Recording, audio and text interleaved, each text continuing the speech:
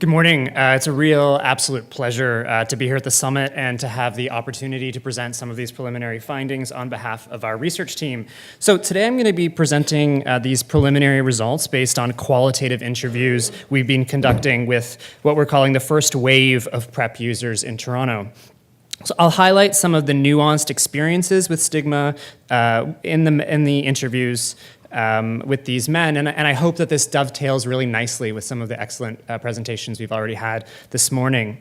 My hope is that some of the rich narratives I'm drawing upon today will spark important questions and critical reflections regarding PrEP as both an intervention that may reveal and help to produce stigma on one hand, and paradoxically may help to resist or combat stigma on the other.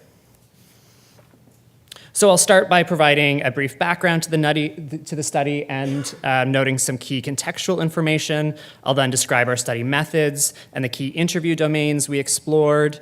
And for reasons of time, I'm going to focus on this emergent theme of stigma. I'll conclude with some discussion and conclusion comments. So the current emergence of PrEP in Ontario and across Canada represents a timely opportunity to address important unresolved questions about how best to deliver this new technology, including existing healthcare access barriers in anticipation of an impending increase in use. Questions also remain concerning the impacts of PrEP on gay men's everyday social and sexual lives. This slide highlights, for illustrative purposes, some recent PrEP-related campaigns and information resources in North America. We've already seen a couple of these this morning.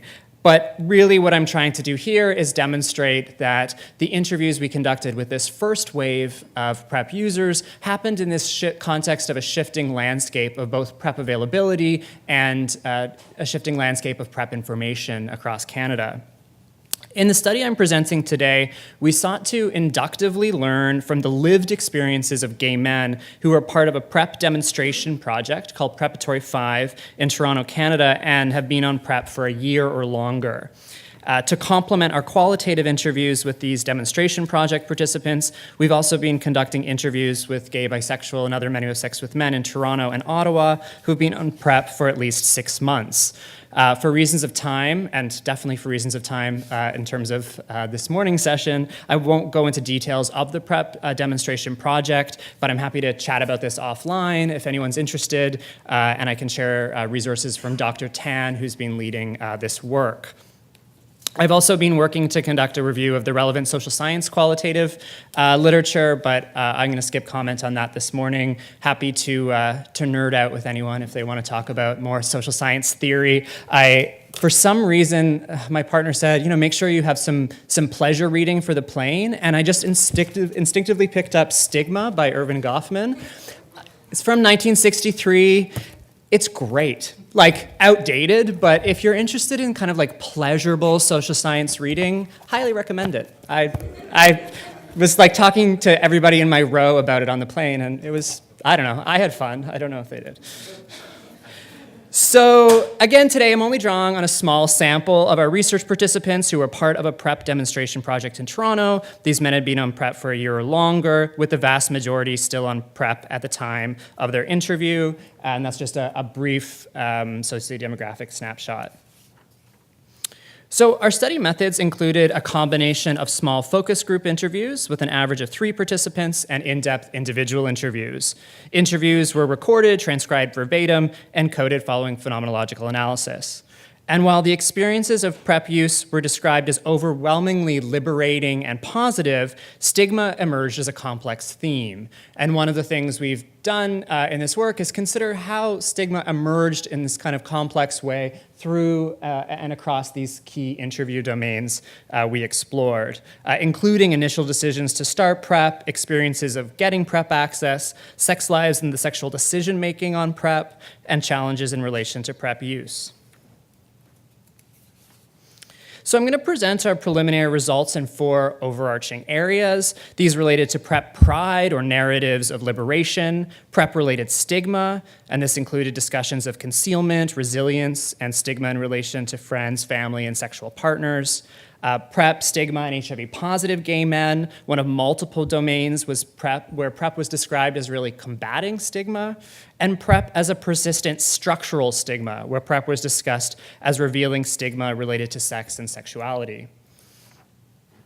So first, rather than articulations of stigma or shame, many participants discussed being, quote, proud and, quote, liberated because of their PrEP use. At the top here, we see one participant describe, quote, I feel proud because I know I'm doing something positive. I know that I'm doing the right thing by keeping myself and other people healthy. This idea of pride and being a, quote, responsible gay man, helping to prevent the spread of HIV, was really a recurrent theme. In another example, of the overall positive impacts of PrEP on gay men's life, another participant explained, quote, frankly, it's been one of the greatest things in my life. I've absolutely loved it. I have a lot of sex and I go to the bathhouses a lot. It's taken away the fear from having sex. Now that I can have bareback sex again is just fantastic. Sex has been liberating again, thanks to PrEP. So this rich excerpt illustrates the self-described significance of PrEP on one man's life and how, perhaps not surprisingly, one important result of PrEP use was the ability to have, quote, liberating condomless sex. And of course, this also highlights a potential controversy surrounding PrEP use, whether PrEP is helping to cause a change in behavior or responding to a behavior. The answer, probably not surprisingly, at least from our data to date, is that it's likely doing both. Many participants talked about PrEP liberation as analogous to the birth control pill. Of course, pride and liberation was only part of the story. In some of the exchanges between focus group participants, narratives of pride and being part of the first wave of PrEP users contrasted with accounts of having to resist stigma. There's definitely stigma. You can't get around it if you take Truvada. People just judge you. I don't have any personal shame, but people do judge. They think you're a whore, which may be true nonetheless, but it's none of their business. In response to this, I was so surprised to find around the room that people had these negative reactions to being on PrEP. I don't know if it's in the communities that I run in or what, but I don't know, maybe people already know that I spread it all around town and I wasn't surprised. My coworker was like, okay, but I was really excited to be on PrEP. I'm kind of proud to be part of this new technology on the forefront. So for the second participant in this exchange, we see pride being attached not only to PrEP use, but being at the forefront of this technology. Pride in being part of the first wave of PrEP users in Canada. Participants described what some people assumed about their sex lives, or what they imagined other people assumed, knowing that they were on PrEP.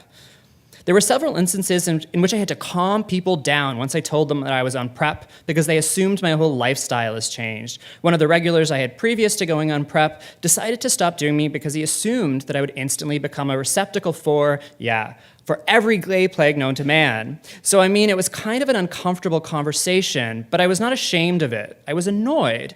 And then I was mentally preparing myself to have that conversation a lot of times, but it turned out he was the first and last. In their accounts of stigma, a key overarching assumption men described was that for many people in their social and sexual networks, PrEP use is equated with bareback or condomless anal sex. Men described how they've had to manage this assumption or expectation regardless of whether or not they're exclusively having condomless sex while on PrEP. Some participants described how PrEP-related stigma or stigma related to having multiple sexual partners has led them not to tell friends or family about PrEP use. I had hardly told anyone just because I know my friends would be judgmental, gay or straight. For someone who is as out as me, and I'm about as out as anybody, to not admit I'm on PrEP, it's weird. It's like there's a stigma attached to it, which is totally unfair. I don't disclose that I'm on PrEP to most of my family and friends. That's because I'm married and I have kids. So for his husband's sake, we're not fully open that we're open, if you know what I mean. So, I should be able to, but I don't think we're there yet. So I wouldn't say that I feel ashamed, but I definitely have to hide it.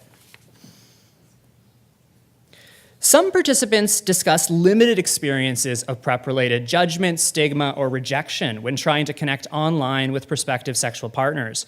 For example, this participant described only one negative experience, noting that he was easily able to, quote, brush it off. Just the one person on Grindr, but that was a complete stranger, so I just brushed it off.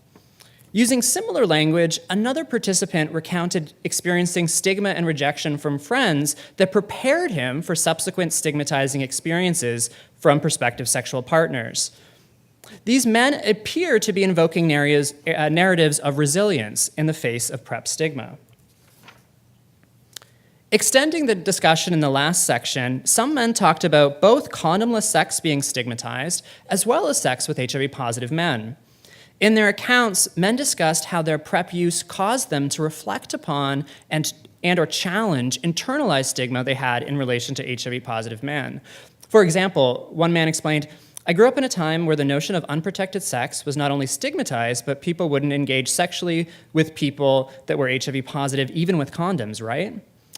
This participant continued to discuss his PrEP use in the context of a relationship with an HIV-positive partner, including why his partner's undetectable load was not, quote, enough to make him feel protected.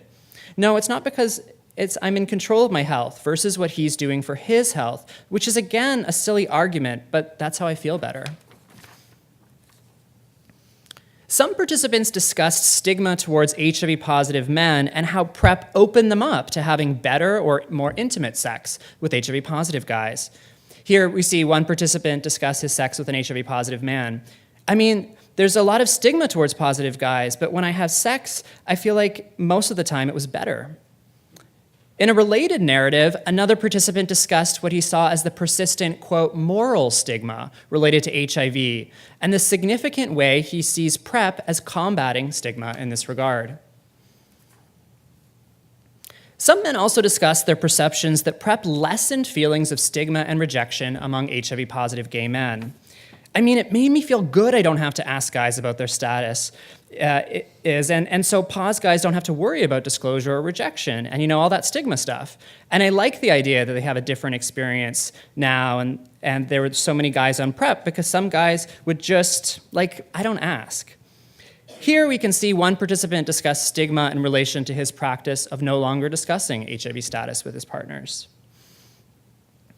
And finally, participants also reflected upon their recommendations related to PrEP use and access.